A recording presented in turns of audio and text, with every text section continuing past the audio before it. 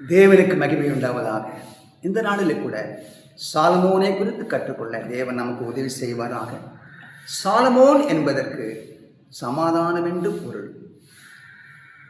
தாவீது பத்சேபாள் துரோகம், பாவம், தண்டனை இவற்றில் மத்தியிலே தேவன் சாலமோனை பிறக்கும்படியாக செய்தார்.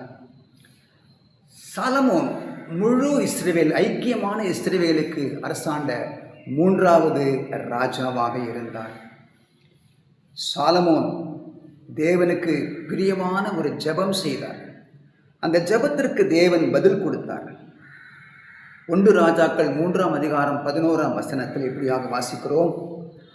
தேவன் அவனை நோக்கி, நீ உனக்கு நீடித்த நாட்களை கேளாமலும் ஐஸ்வர்யத்தை கேளாமலும் உன் சத்துருக்களின் பிராணனை கேளாமலும் நீ இந்த காரியத்தையே கேட்டு நியாயம் விசாரிக்கிறதுக்கு ஏற்ற ஞானத்தை உனக்கு வேண்டிக் கொண்டபடியினால் உன் வார்த்தையின்படியே நான் அப்படியே செய்தேன். உன்னை போல ஞானம் உள்ளவர்கள் யாருமே இருக்க போவதில்லை. நீ கேளாத ஐஸ்வர்யத்தையும் நான் மகிமையும் நான் உனக்கு தருவேன் என்று சொல்லி வாக்கு பண்ணி இருந்தார்.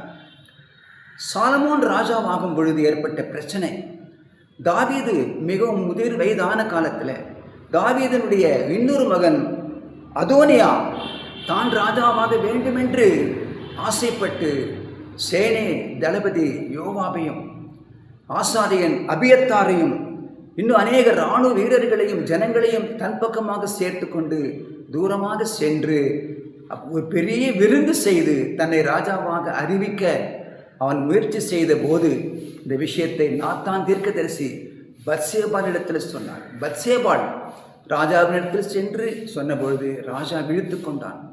தனக்கு பிறகு சாலமோன் தான் ராஜா என்று சொல்லி தான் இருக்கும் பொழுதே சிங்காசனத்தின் மேலே சாலமோனை உட்காரும்படியாக செய்தார். அதோனியா கொல்லப்பட்டான், யோவாப் தண்டிக்கப்பட்டான், அபியத்தார் அந்த ஆசாரிய பட்டத்திலிருந்து விலக்கப்பட்டார் என்று பார்க்கிறோம். சாலமோன் ராஜா மிகவும் ஞானமுள்ள ராஜா. அவருடைய ஞானத்தை கேட்பதற்காக தூரத்திலிருந்து கூட வந்து கேட்டு அவர் ராஜாங்கத்தை எல்லாவற்றையும் பார்த்து பிரமித்து போனார்கள். ஒரு நாள் 2 பெண்கள் வந்தார்கள். அவங்க 2 பேரும் தூங்கி கொண்டு இருக்கும் பொழுது அவர் 2 பேருக்குமே கை குழந்தைகள் பக்கத்தில் படுத்து கொண்டிருந்தார்கள்.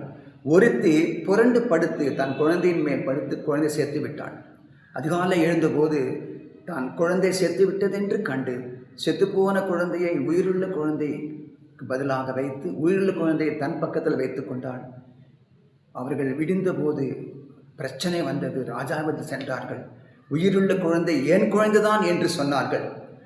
எல்லாரும் பார்த்து கொண்டிருந்தார்கள். ராஜா ஒரு பட்டயத்தை கொண்டு வர சொல்லி அந்த குழந்தையை விட்டு 2 பேருக்கும் பாதி பாதியாக கொடுக்க சொன்னார். ஆனால் உயிருள்ள உண்மையான அந்த குழந்தையின் தாய் வேண்டாம், வெட்ட வேண்டாம், அவளுக்கே கொடுத்து விடுங்கள் சொன்ன பொழுது ராஜா சொன்னார், இவள் தான் உண்மையான தாய் என்று. அன்றைக்கு தீர்ப்பு கொடுத்தது ஒரு மிகப்பெரிய ஒரு ஆச்சரியத்தை உண்டு பண்ணினது. சாலமோன் இறுதி காலத்தில் அவன் 300 மனைவிகள், 700 மனைவிகள், 300 மறுமனை ஆட்டிகள் அவன் வைத்திருந்தான்.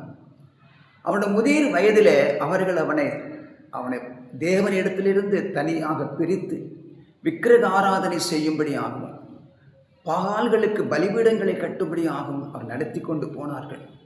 இந்த காரியம் தேவனுக்கு மிகவும் துக்கமாக இருந்தது. தேவன் எச்சரித்தும் கூட அவன் மனம் திரும்பவே இல்லை. அதனால் தாவீது நிமித்தமாக சாலமோன் காலத்தில் தேசம் 2ஆக பிரிக்கப்படாமல் சாலமோனுடைய காலத்தில் இறுதி காலத்தில் அநேக எதிரிகள் எழுந்தார்கள்.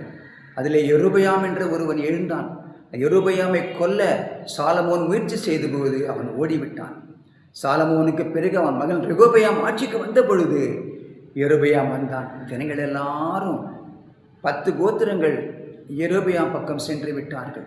2 கோத்திரங்கள் யூதா பெஞ்சமின் மாத்திரம் ரெகொபெயாம் பக்கம் இருந்து ராஜ்யம் 2ஆக பிரிந்து போனது.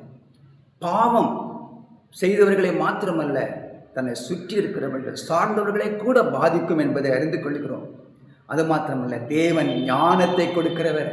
இயேசு கிறிஸ்துவே நமக்கு ஞானமாக இருக்கிறார்.